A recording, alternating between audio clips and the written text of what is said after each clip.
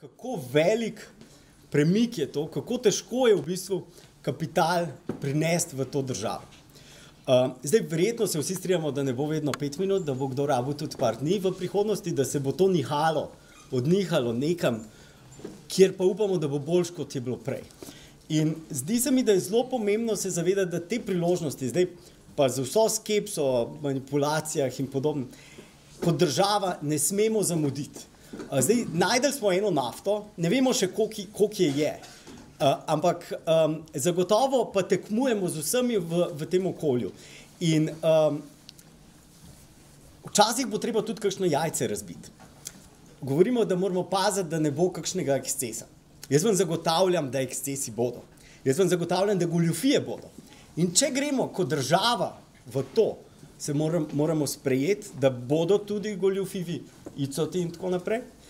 In da je to tveganje, ki ga sprejemamo zato, da bi lahko pridobili toliko pa toliko kapitala, toliko pa toliko tehnoloških inovacij. In včasih se mi zdi, da bi radi imeli torto, pa jo še pojedli. Ne? Se pravi, brez tveganja se nič ne bo zgodilo. In včasih vidim, da politika je sposobna iti zato, da smo kje v boljši situaciji, v konflikt mogoče z EU-jem, ko se o banki pogovarjamo. Ne. Mogoče bo tudi glede te regulacije treba kdaj iti v konflikt, da naredimo kaj po svoje, pa bolj prijazno, kot so mogoče druge evropske države, ki varujejo svoj mogoče finančni trg, pripravljene iti. Ne. A imamo ta pogum? To je vprašanje politike. Vprašajte se, a imamo ta pogum, ker, kako bi rekel, velike afere se bodo zagotovo zgodile. Če imamo želodec za to, potem lahko to priložnost izkoristimo. Če nimamo želodca za to, pa mislim, da moramo biti zelo pripravljeni tudi na hiter pregon, ko se zgodijo, pol ostanemo stran. Druga stvar, ki bi jo rekel, pripeljali smo kapital. Hvala vsem startupom, od prej, od zdaj, fantastika. Naslednja stvar, ki okolje rab, so ljudje.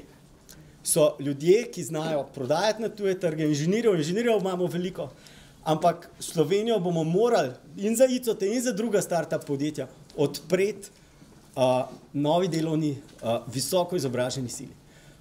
V Sloveniji trenutno mi poskušamo zaposliti 2 Indijca, 6 mesecev se že bavimo slovensko birokracijo zaradi tega. Mislim, da če boste vi, se pravi, ICO startupi poskušali, zagotovo rabite tudi najboljši talent, ne le inženirski, tudi posloven ga sem pridobiti, boste naleteli na iste ovire. Vlado pozivam, da razmišlja, da moramo naš koncept DOO-ja, naš koncept v bistvu recimo temu naprednih visokotehnoloških podjetij na vseh ravneh peljati naprej.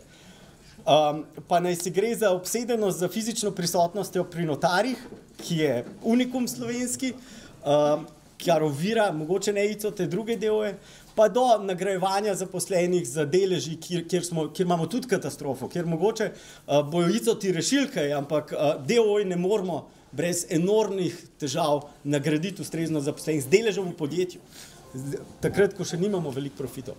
In tukaj mislim, da je priložnost, da se odpre širša debata, ne le kaj finančno rabijo icoti in drugi startupi, temveč tudi širše. In če je nekaj energije, bi pa sam še enkrat začetno tezo položil, nekaj jajc bo treba razbiti. Kdaj bo treba narediti kaj drugače kot Evropa ali pa OECD predlaga, pa povedati, zakaj bomo to naredili drugače. Kdaj bo treba dati kakšno prednost, recimo visoko izobraženi delovni sili v kontekstu celotnega gospodarstva in upam, da imamo ta pogum. S tem pa zaključujem. Hvala.